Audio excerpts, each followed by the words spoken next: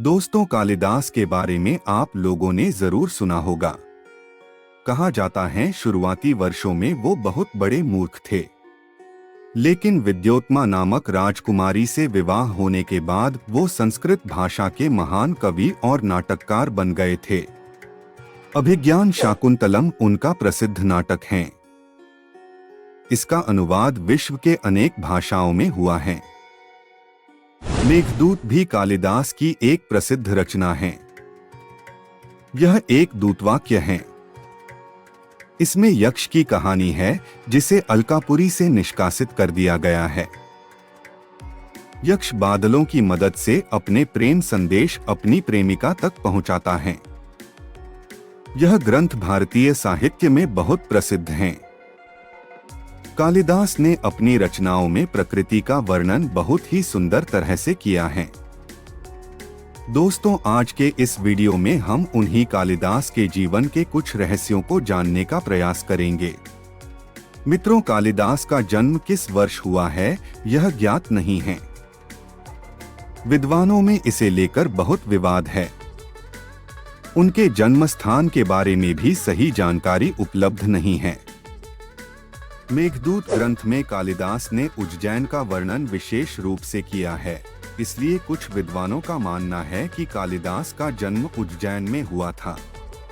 वही कुछ का मानना है कि कालिदास का जन्म उत्तराखंड के रुद्रप्रयाग जिले के कविल्धा गांव में हुआ था। किंवदंतियों के अनुसार कालिदास देखने में सुंदर, हृष्टपुष्ट और आकर्षक थे।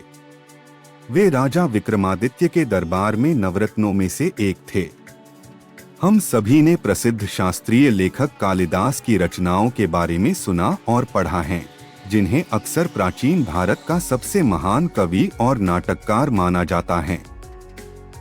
लेकिन यह बहुत अच्छी तरह से ज्ञात नहीं है कि कई लोग उन्हें मूर्ख मानते थे, जिसमें उसकी पत्नी भी शामिल थी, जिसने उनकी मूर्खता के कारण उन्हें अपनी शादी की रात घर से निकाल दिया था।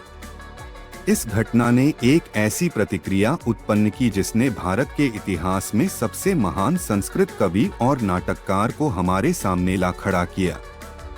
कहा जाता है कि कालिदास देवी काली के भक्त थे। ऐसा कहा जाता है कि उन्हें अपना ज्ञान और कौशल स्वयं देवी से प्राप्त हुआ था। पहले उन्हें एक अपरिपक्व मूर्ख माना जाता था।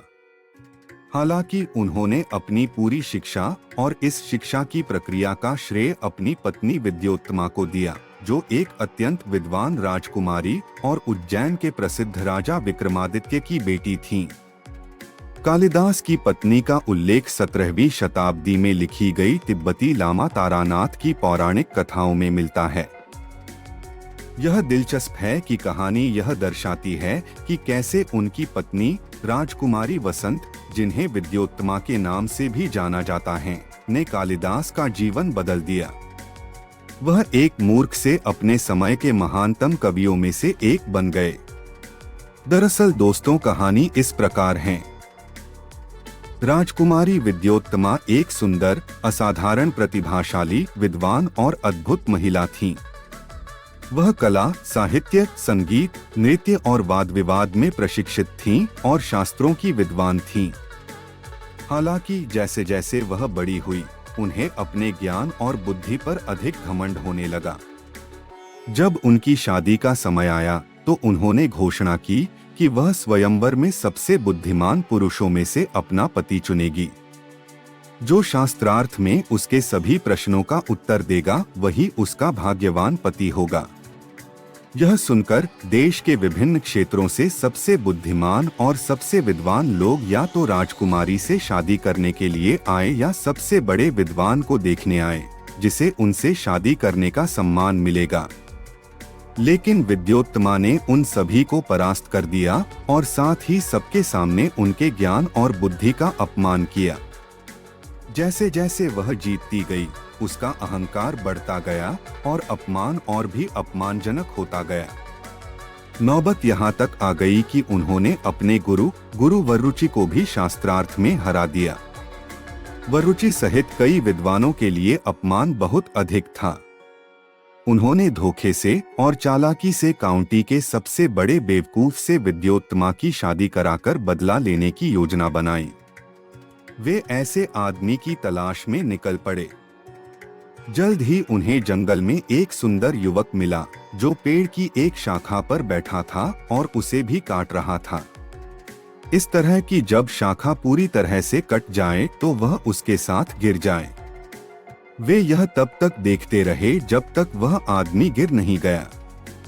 विद्वानों को यकीन था कि यह निश्चित रूप से सबसे मूर्ख व्यक्ति है और उन्होंने उसकी शादी विद्योत्तमा से कराने का फैसला किया।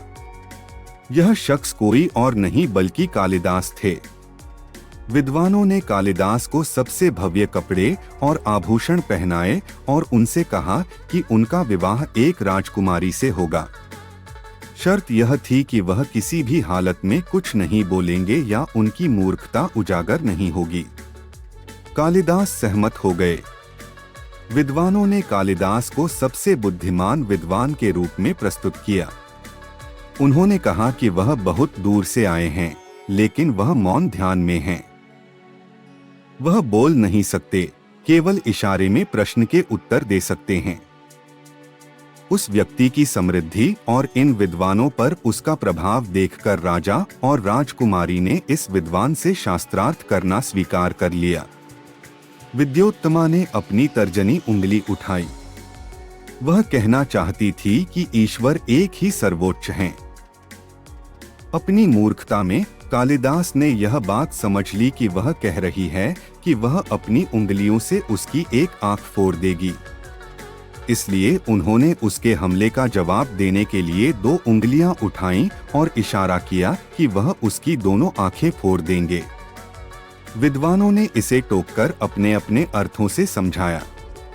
उन्होंने कहा कि विद्वान का तात्पर्य यह था कि जहां भगवान सर्वोच्च हैं, वहीं व्यक्तिगत आत्मा का भी अस्तित्व है। विद्योत्तमा बहुत प्रभावित हुई। इसके बाद उसने अपनी हथेली उठाई। वह कहना चाहती थी कि प्रकृति के 5 तत्व मन और शरीर का निर्माण और नियंत्रण करते हैं। कालिदास ने एक बार फिर इसे आक्रमण का संकेत समझा। उन्होंने मान लिया कि विद्योत्तमा उन्हें थप्पड़ मारना चाहती हैं।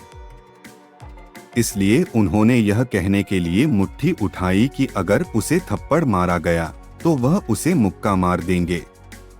विद्वानों ने एक बार फिर हस्तक्षेप किया और इसकी अपने ढंग से व्याख्या की। उन्होंने इसकी व्याख्या इस प्रकार की जैसे विद्वान कहते हैं कि केवल जब तत्व एक साथ आते हैं और एक समूह के रूप में काम करते हैं तो वे शरीर की कार्यप्रणाली और इंद्रियों को नियंत्रित करते हैं।